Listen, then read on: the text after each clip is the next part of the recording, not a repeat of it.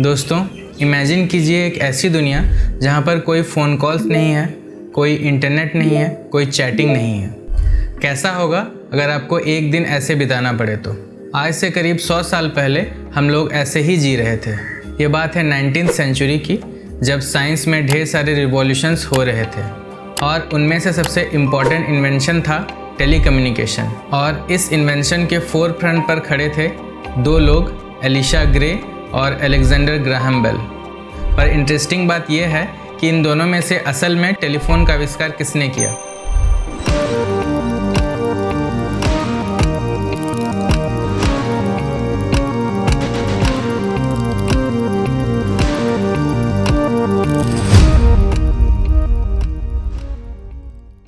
आइए हम लोग अलेक्जेंडर ग्राहम बेल के बारे में कुछ बातें जान लें। ग्राहम बेल का जन्म 1847 में स्कॉटलैंड में हुआ था। वो अपने पिता से काफ़ी प्रभावित थे, जो एक स्पीच थेरेपिस्ट थे।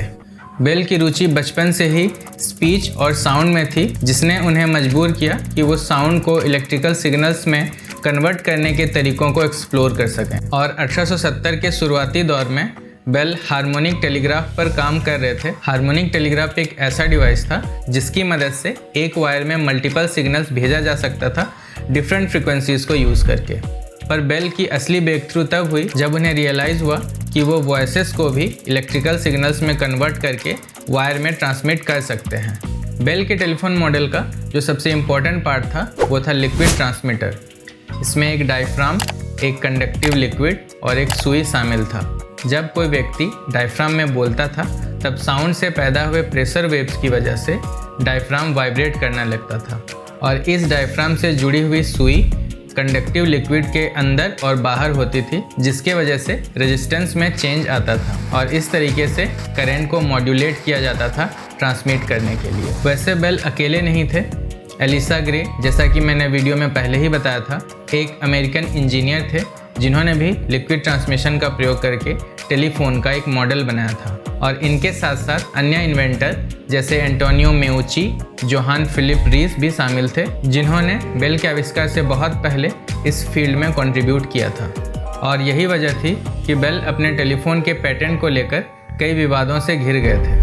14 फरवरी सन 1876 को बेल और ग्रे दोनों ने ही अपने अपने टेलीफोन मॉडल के लिए पेटेंट एप्लीकेशन फाइल किया। हालांकि बेल का पेटेंट एप्लीकेशन ग्रे से कुछ घंटे पहले ही फाइल हुआ था, पर ऐसा कहा जाता है कि ग्रे का एप्लीकेशन पेटेंट ऑफिस में बेल से पहले पहुंचा था, पर बेल के लॉयर्स ने पेटेंट की फीस तुरंत भर दी थी, इसीलिए बेल का एप्लीकेशन पहले एक्सेप्ट कर लिया गया। पेटेंट को लेकर विवाद काफ़ी इंटेंस और ड्रामेटिक थे।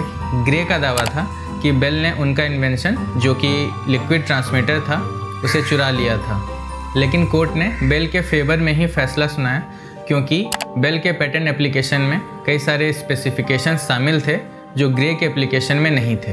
पर पेटेंट विवाद और इससे जुड़ी कानूनी लड़ाई यहीं पर ख़त्म नहीं हुई।